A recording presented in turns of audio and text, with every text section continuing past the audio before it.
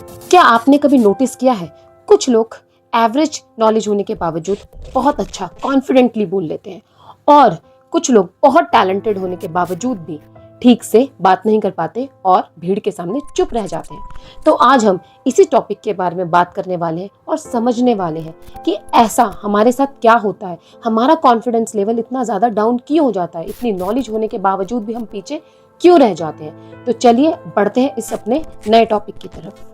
Confidence पैदा नहीं होता, बनाया जाता है। जब आपने पहली बार साइकिल चलाई थी तब क्या हुआ था? आप पहली बार गिरे थे या पहली बार आपके अंदर भरपूर कॉन्फिडेंस था साइकिल को चलाने का? नहीं ना, आप पहली बार गिरे होंगे, फिर धीरे धीरे आपने पेडल्स मारने सीखे, धीरे धीरे आप में वो कॉन्फिडेंस आया कि हाँ अब मैं साइकिल चला सकता हूँ। तो कॉन्फिडेंस का फॉर्मूला क्या होता है? पहला है action, then experience and then आपका कॉन्फिडेंस धीरे धीरे बिल्डअप होता है। तो कॉन्फिडेंस डायरेक्टली नहीं आता, डायरेक्टली पैदा नहीं होता, उसे हमें अपने अंदर बिल्ड करना पड़ता है। कंपैरिजन कॉन्फिडेंस का सबसे बड़ा दुश्मन है। आज सोशल मीडिया पे सबकी लाइफ बड़ी चमकदार दिखती है, बड़ी फेमस दिखती है। अगर आप दूसरे चैनल से खुद के चैनल को कंपेयर करते हैं तो आप देखेंगे उसके मिलियंस में फॉलोअर्स हैं, वो लाखों में अर्निंग करते हैं। और जब हम खुद को देखते हैं, यार 27, 28 अभी तो हमने शुरुआत करी है, पता नहीं हम लोग पहुंच पाएंगे नहीं, तो आपका सेल्फ कॉन्फिडेंस यहाँ से सडनली डाउन हो जाता है। तो आपने क्या देखा, जब आप अपने आप को किसी ऊपर बैठे हुए इंसान से कंपेयर करते हैं तो आपका जो कॉन्फिडेंस होता है यहाँ की जगह यहाँ आ जाता है। और एक एग्जांपल मैं यहाँ पे लेना चाहूंगी। एक क्लास में एक बच्चे 95% आते हैं और दूसरा बच्चा 65% के आसपास एवरेज लाता है। तो बच्चा अगर वो 95% वाले के साथ कंपैरिजन करता है तो वो देखता है कि मैं तो कभी यहाँ तक पहुंच ही नहीं पाऊंगा। उस बच्चे का जो कॉन्फिडेंस है वो 65% से भी डाउन हो जाता है। तो कभी भी खुद को दूसरों से कंपेयर मत करिए। अगर आप कंपैरिजन में लगे रहेंगे तो आपका सेल्फ कॉन्फिडेंस बढ़ने की जगह डाउन होता चला जाएगा। गलतियों से मत डरो। गलतियों से डरने का मतलब मेरा ये है, कुछ ऐसे लोग होते हैं जो गलती, यार हमसे गलती हो जाएगी इसलिए आगे ही नहीं आते। यहाँ एक एग्जाम्पल लेते हैं। मान लीजिए क्लास में एक टीचर ने क्वेश्चन पूछा है, एक बच्चा है जिसको आंसर तो आता है लेकिन फिर भी वो अपना हाथ नहीं उठाता। क्यों? क्योंकि उसके मन में डर है, कहीं मैंने आंसर गलत तो नहीं दे दिया, सब लोग मुझे देख के हंसेंगे या टीचर मुझे बोलेगी आपने गलत आंसर दे दिया। तो यहाँ पे बच्चा आगे ही नहीं बढ़ता, उसके अंदर वो कॉन्फिडेंस ही नहीं है कि क्लास में खड़ा होके कोई बात नहीं, गलत ही तो आंसर होगा, मैम कुछ कहेगी तो नहीं बल्कि आपको सिखाएगी। तो यहाँ पे वो कॉन्फिडेंस बिल्कुल लैक होता है। तो बच्चों आपने ट्राई करना है कि गलती हो जाए, कोई बात नहीं गलती हो जाए, लेकिन आपने उससे सीखकर आगे बढ़ना है। और दूसरा पॉइंट क्या है यहाँ पे, अपने लाइफ में छोटे छोटे स्टेप्स लीजिए, छोटे छोटे विंस को आगे बढ़ाइए। लाइक जैसे आपका मान लीजिए एग्जाम्स है, 3 दिन बाद आपका एग्जाम है, अब आपको आज होश आया कि भाई अब तो मेरा एग्जाम है। अब आपने क्या करा, 10 घंटे पढ़ना स्टार्ट कर दिया। जब आप 10 घंटे पढ़ना स्टार्ट करेंगे और बुक्स का भार अपने सर पे लेके बैठेंगे तो वो 10 घंटे भी आपके लिए इनफ नहीं रहेंगे। लेकिन अगर आप डेली 1-1 घंटे की स्टडी करेंगे तो वो जो आपका सेल्फ कॉन्फिडेंस बढ़ा देगा। 1 घंटा आपने स्टडी करी लेकिन वो 1 घंटा आपके सेल्फ कॉन्फिडेंस को बूस्ट अप देगा, ना कि लगातार 10 घंटे। तो छोटे छोटे विंस रखिए, एक साथ बड़ा काम ना करके छोटी छोटी चीजों को छोटे छोटे पार्ट्स में अपनी लाइफ को डिवाइड करिए और उसमें अपना कॉन्फिडेंस बिल्डअप करिए। जो लोग कॉन्फिडेंट होते हैं वो अपनी बात बहुत ही आसानी से दूसरों तक पहुंचा देते हैं, और जिसमें अपनी कॉन्फिडेंस लेवल बहुत ज़्यादा कम होता है तो आप उन्हें देखेंगे कि वो अपनी बात को ठीक से नहीं रख पाते। इसका एक बहुत अच्छा एग्जाम्पल मेरे माइंड में आ रहा है, बिग बॉस।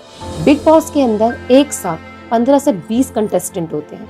आपने देखा होगा अक्सर वही कंटेस्टेंट विन करता है जिसके अंदर पोलाइटनेस होती है, जिसके अंदर अपनी बात को ठीक तरीके से प्रेजेंट करने की कैपेबिलिटी होती है।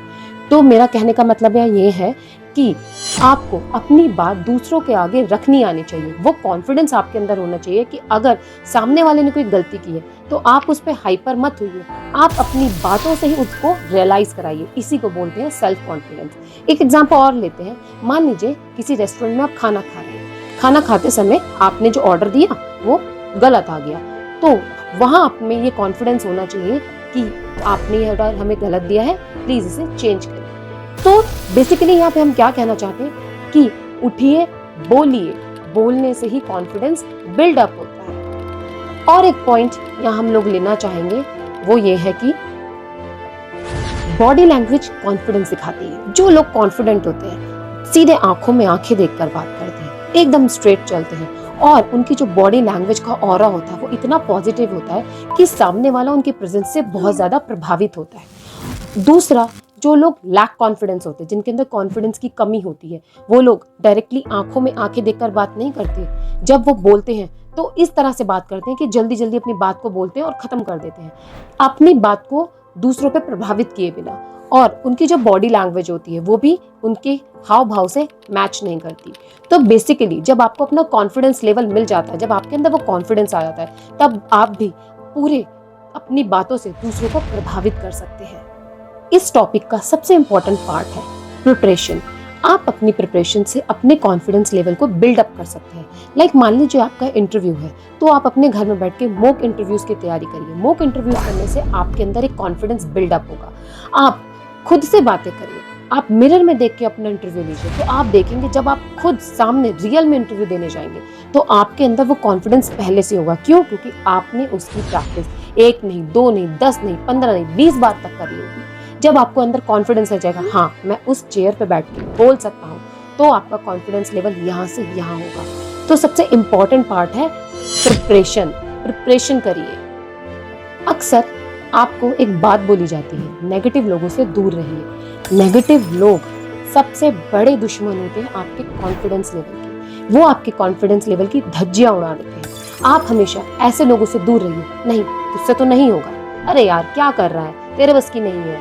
तो आपने कभी भी ऐसे लोगों की संगत में नहीं रहना। ऐसे लोगों से हमेशा दूरी बना के रखिए, क्योंकि वो आपके हित की बात नहीं कर रहे हैं, वो आपको करने से पहले ही डरा रहे हैं। अरे यार तू तो ये कर ही नहीं सकता। आपका कॉन्फिडेंस पहले ही डाउन हो जाता है। किसी को बिजनेस स्टार्ट करना है, लेकिन सामने दूसरों ने बोल दिया, अरे यार इसमें तो ये लॉस हो जाता है, इसमें तो ये प्रॉब्लम्स है।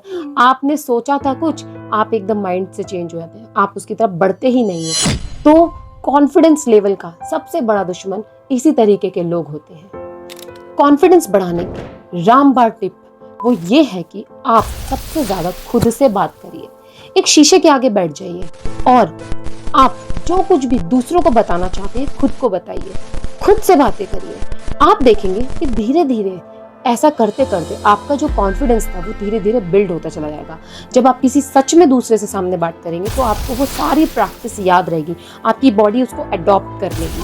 तो हमेशा खुद से बात करिए। दिन के 10 से 15 मिनट अपने आप को दीजिए। जो भी प्रॉब्लम्स है खुद से शेयर कीजिए।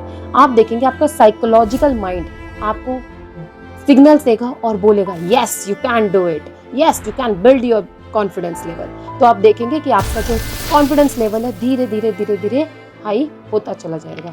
और एक इम्पॉर्टेंट बात यहाँ मैं ये बोलना चाहूंगी कि डरना गलत नहीं, डर सबको लगता है, लेकिन कॉन्फिडेंस का सबसे बड़ा दुश्मन डर ही होता है।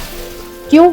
हमें डर नहीं लगता, मुझे भी लगता था। जब मैं ये वीडियोस बनाने चली थी तब मैंने सोचा था पता नहीं लोगों को पसंद आएगी भी या नहीं आएगी, लेकिन धीरे धीरे बनाते बनाते समझ में आने लग गया, हाँ आई कैन डू दिस। मेरा वो कॉन्फिडेंस लेवल यहाँ से धीरे धीरे बिल्ड कर रहा है। तो मैं आपसे यही बोलना चाहती हूँ कि जो भी आप करना चाहते हैं उससे डरिए मत, उठिए, खड़े होइए, करिए।